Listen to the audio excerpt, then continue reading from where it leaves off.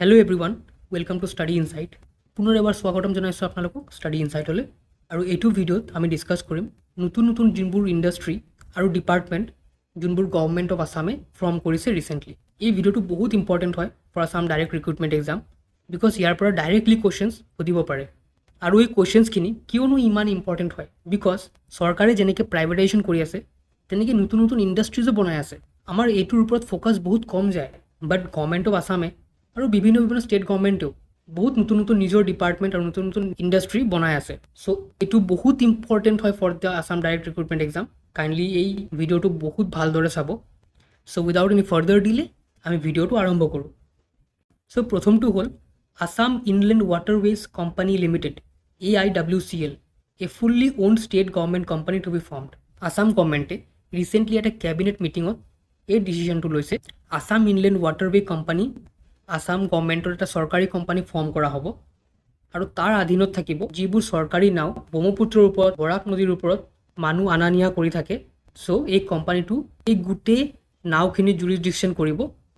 চ' যেনেকৈ আমি ইয়াতে চাবলৈ পাইছোঁ ইয়াৰ অবজেক্টিভটো, ইয়াৰ প্ৰথম অবজেক্টিভ হ'ল মেইনটেইন এণ্ড অপাৰেট কষ্ট effective water transportation services within Assam আৰু ইনক্লুডিং ৰিভাৰ ক্ৰুজেছ।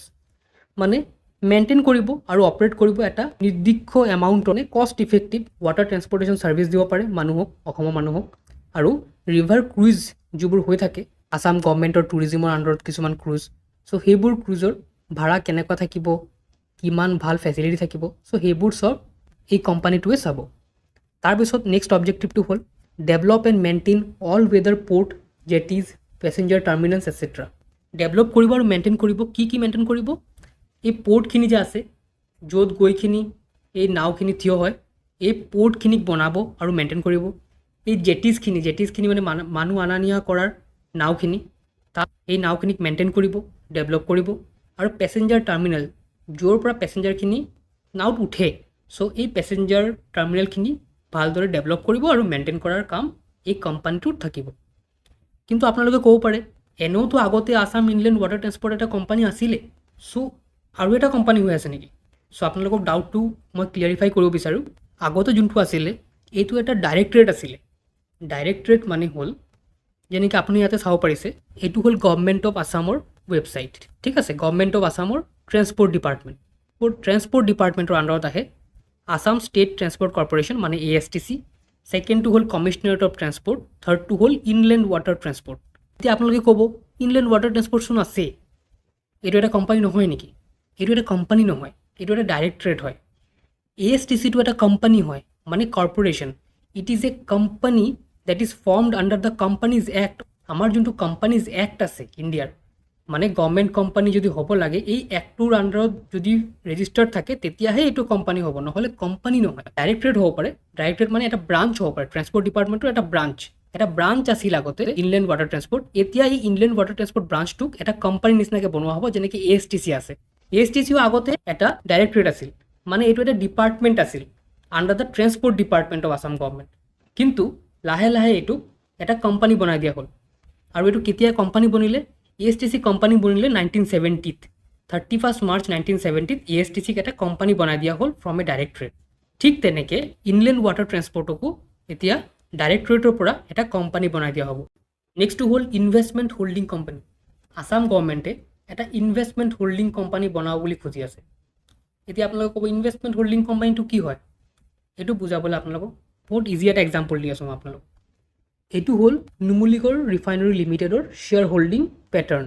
আমাৰ নুমলীগড় ৰিফাইনেৰী লিমিটেডটো অইল ইণ্ডিয়াই শ্বেয়াৰ লৈ আছে 69%। মানে ফৰ এক্সাম্পল কেতিয়াবা যদি নুমলীগড় অইল ৰিফাইনেৰীটো ভাঙি যায়, চ' 69% শ্বেয়াৰ অইল ইণ্ডিয়া লিমিটেডে পাব। মানে ৰিফাইনেৰীটো বিক্ৰী কৰি মেলি যিমান পইচা আহিব তাৰ 69% অইল ইণ্ডিয়াই লৈ ল'ব। গভৰ্ণমেণ্ট অফ আছামৰ শ্বেয়াৰ আছে 26%, 26% গভৰ্ণমেণ্ট অফ আছামে লৈ ল'ব। বাকী 4% ইঞ্জিনিয়াৰ্ছ ইণ্ডিয়া লিমিটেডে লৈ ল'ব। চ' ইয়াৰ পৰা আমি এইটো বুজিছোঁ যে গভৰ্ণমেণ্ট অফ আছামে কি কৰে, বহুত কোম্পানীত ইনভেষ্ট কৰি থৈ দিয়ে, শ্বেয়াৰ কিনি থৈ দিয়ে। চ' তেনেকুৱা বহু কোম্পানীত আছাম গভৰ্ণমেণ্টে শ্বেয়াৰ কিনি থৈ দিছে। এইবোৰ চব ইনভেষ্টমেণ্ট হয়। তাৰ পৰা কি হয়, আছাম গভৰ্ণমেণ্টে এটা ডিভিডেণ্ড পায়। যেনেকৈ কিছুমান দিন আগত নুমলীগড় ৰিফাইনেৰীক 92 crore চামথিং ডিভিডেণ্ড দিলে আছাম গভৰ্ণমেণ্টক।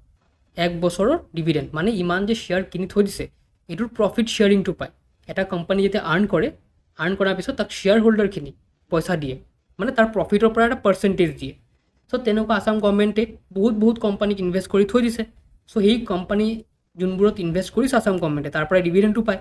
বাট আসাম গভৰ্ণমেণ্টে ইমান যে হিচাপ ৰাখিব লাগে যে কিমান কোম্পানীত ইনভেষ্ট কৰিছে, এইটোৰ কাৰণে এইটো এটা বহুত হেডেকৰ কাম হয়। বিকজ এইটো হিচাপটো ৰাখিব লাগিব ন, কিমান কোম্পানীত ইনভেষ্ট কৰিছে, কিমান টকা ডিভিডেণ্ড প্ৰত্যেক বছৰ আহি আছে।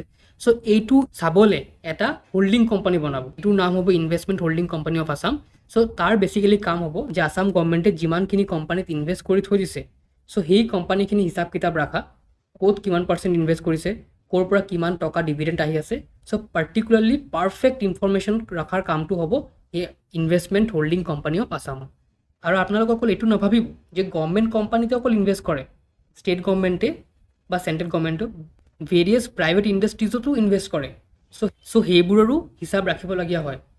চ' এটা দুটা কোম্পানী নহয়, ইট মে বি 1000 কোম্পানীজ, হাজাৰ কোম্পানী হ'ব পাৰে য'ত ইনভেষ্ট কৰি থৈ দিয়ে। বিকজ তাৰ পৰা এটা ইনকাম হয় এটা ষ্টেট গভৰ্ণমেণ্টৰ বা এটা চেণ্ট্ৰেল গভৰ্ণমেণ্টৰ। নেক্সটটো হ'ল ডিপাৰ্টমেণ্ট। আসাম গভৰ্ণমেণ্টে এটা নতুন ডিপাৰ্টমেণ্ট বনাই আছে, মষ্ট প্ৰবলি এইটো বনোৱা হৈ গ'ল। ডিপাৰ্টমেণ্টটো হ'ল a department of indigenous faith and culture. মানে আমাৰ কালচাৰ, আমাৰ ট্ৰেডিশ্যন প্ৰিজাৰ্ভ কৰি ৰাখিবলৈ আসাম গভৰ্ণমেণ্টে এটা নতুন ডিপাৰ্টমেণ্ট বনাব। এই ডিপাৰ্টমেণ্টটোৱে অকল আমাৰ কালচাৰ, আমাৰ ট্ৰেডিশ্যন এইবোৰ প্ৰিজাৰ্ভ কৰি ৰাখিবলৈ সেইটো উদ্দেশ্যৰে কামটো কৰিব। নেক্সটটো হ'ল a new wildlife division Barak valley. Assam গভৰ্ণমেণ্টে এটা নতুন ৱাইল্ড লাইফ ডিভিজন বনাই আছে। সেই ডিভিজনটো particularly for the Barak valley. বিভিন্ন ৱাইল্ড লাইফ ডিভিজন থাকে, যেনেকৈ এইটো হ'ল আপাৰ আসাম ডিভিজন, এইটো হ'ল লোৱাৰ আসাম ডিভিজন, এইটো হ'ল চেণ্ট্ৰেল আসাম ডিভিজন। ঠিক তেনেকুৱাই এইটো চাউথ আসাম ডিভিজন, মানে বাৰাক ভেলী ডিভিজন। বহুত হেল্প হয় এইবোৰ ডিভিজন বনালে, কিয়নো তাতে ফৰেষ্ট ডিপাৰ্টমেণ্টৰ বহুত সুবিধা হয় আমাৰ ফৰেষ্টখিনি, আমাৰ এনিমেলছখিনি ভালদৰে প্ৰটেক্ট কৰিবলৈ। আৰু এই ডিভিজনটোৰ ভিতৰত 3খন ডিষ্ট্ৰিক্ট সোমাব। প্ৰথমটো হ'ল কাছাৰ, দ্বিতীয়টো হ'ল কৰিমগঞ্জ, তৃতীয়টো হ'ল হাইলাকান্দি।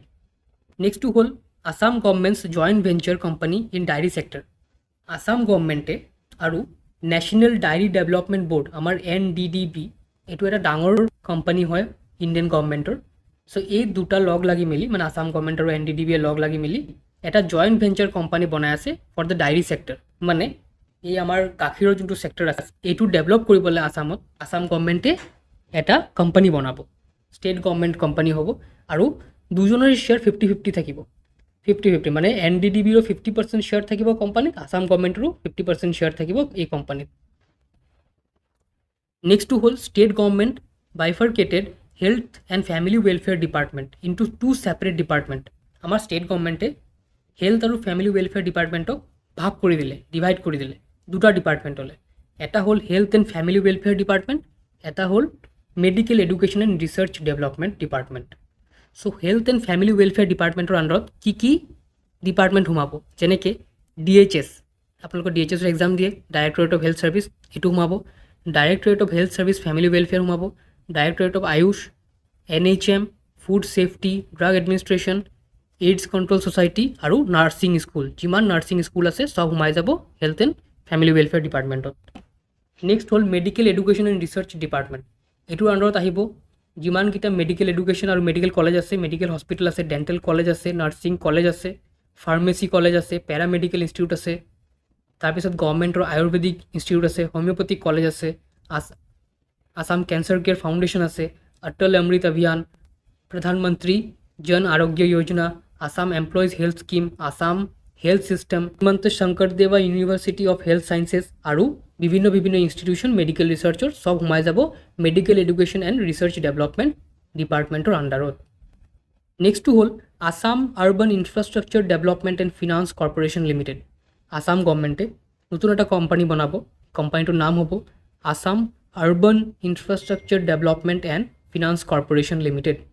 আমাৰ যোনখিনি আৰ্বান চিটি আছে, সেই আৰ্বান চিটিখিনিৰ ইনফ্ৰাষ্ট্ৰাকচাৰটো ডেভেলপ কৰাৰ বাবে এই কোম্পানীটো বনোৱা হ'ব। নেক্সটটো বহুতো ৰিচেণ্ট ডিচিশ্যন হয়, এইটো যোৱাকালি কেবিনেট মিটিঙতো ডিচিশ্যন লোৱা হৈছে যে আসাম গভৰ্ণমেণ্টে এটা কোম্পানী বনাব, কোম্পানীটোৰ নাম হ'ব Assam rail infrastructure development corporation limited, ARIDCL। এইটো এটা জইণ্ট ভেঞ্চাৰ হ'ব, মানে গভৰ্ণমেণ্ট অফ আসাম আৰু ইণ্ডিয়ান ৰেলৱেজে লগ লাগি মেলি এই কোম্পানীটো বনাব। কিয় বনাব?